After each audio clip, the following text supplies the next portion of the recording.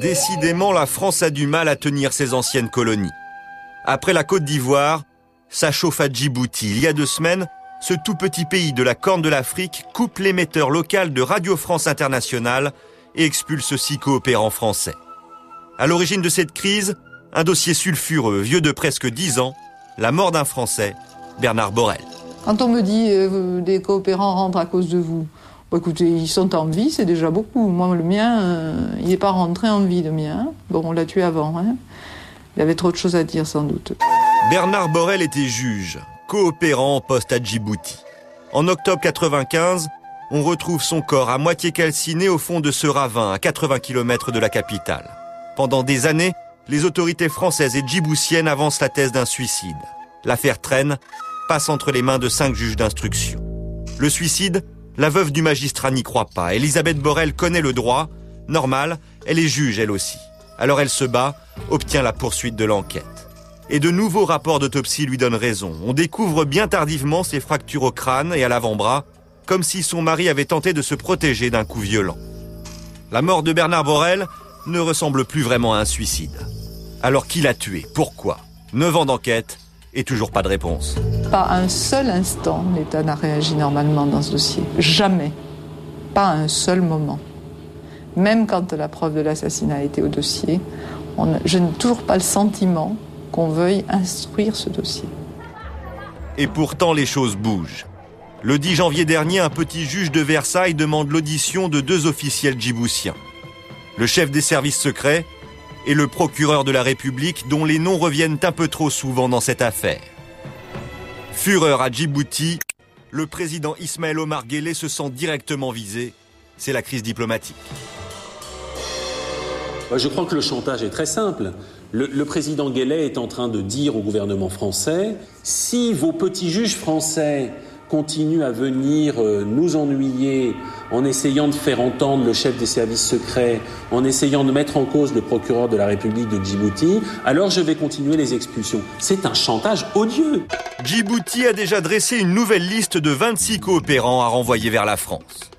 À Paris, les ministères de la Défense et des Affaires étrangères en ont des sueurs froides. Djibouti abrite en effet l'une des principales bases militaires françaises à l'étranger. 2800 soldats, la Légion étrangère, tout ça à proximité d'une zone riche en pétrole et en terroristes. Bref, un haut lieu stratégique. Pas question alors de se fâcher avec le propriétaire, l'État djiboutien. Il m'a aimé toute la nuit, mon légionnaire. En avril dernier, Jacques Chirac avait déjà passé un coup de fil à son pote africain, histoire de le rassurer quant à la suite des événements. Peine perdue. En France, la juge en charge de l'affaire Borel fait de la résistance. Quand Djibouti lui demande une copie du dossier d'instruction, elle s'y oppose, comme le prouve ce document. La transmission demandée me paraît tout à fait inopportune. Et pour cause, le nom du procureur de Djibouti est cité dans l'affaire Borel. Pas question donc de laisser les autorités djiboutiennes fourrer leur nez dans l'enquête française. Pourtant, il y a 8 jours, le ministre français des Affaires étrangères, malgré les réticences du juge, promet à Djibouti une copie du dossier d'instruction. C'est une ingérence supplémentaire dans le cours de la justice indépendante. Et c'est d'ailleurs une attitude que le ministre des Affaires étrangères regrettera. Parce qu'il est inacceptable que le ministre des Affaires étrangères se substitue au juge d'instruction. Contacté, le Quai d'Orsay n'a pas souhaité faire de commentaires.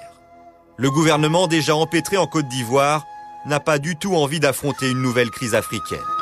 Alors que pèse la mort d'un petit fonctionnaire face aux intérêts stratégiques de la France, c'est ce qu'on appelle la raison d'État. 9 ans après les faits, Elisabeth Borel n'a qu'une certitude, son mari est mort assassiné. Il y a donc des responsables et des gens qui les couvrent, par leur silence, quelque part entre Paris et Djibouti. Et le fait que ces gens-là sachent, alors que nous qui aimions Bernard, nous ne savons pas, ça c'est insupportable. Insupportable. Anthony, ça fait presque 10 ans donc que le juge Borel est mort et pendant très très longtemps on a essayé de nous faire croire à la thèse du suicide. Je me souviens que Dans les débuts du Vrai Journal, on avait d'ailleurs fait un sujet là-dessus.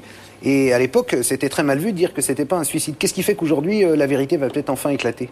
Mais écoute, la thèse du suicide tient pas vraiment la route, même si les avocats de Djibouti essayent encore d'y croire. Ça semble plutôt un meurtre, un assassinat maquillé en suicide.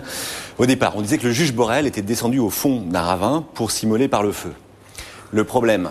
Super idée. Ouais. Le problème, c'est qu'un rapport d'autopsie ultérieur a montré qu'il n'y avait pas de traces de suie dans les narines ou dans le larynx du juge Borel. Ça veut dire quoi ? Ça veut dire que le juge n'a pas respiré de fumée, donc il était déjà mort avant qu'on brûle son cadavre. Donc, qui a fait le coup alors ? On ne sait pas trop qui a fait le coup.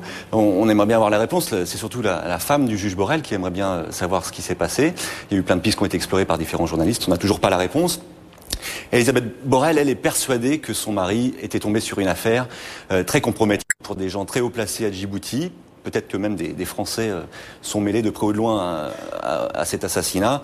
Ce qui pourrait expliquer l'extrême embarras ici à Paris et là-bas à Djibouti, les pressions qui ont été exercées, pourquoi la justice a si mal fonctionné dans cette affaire.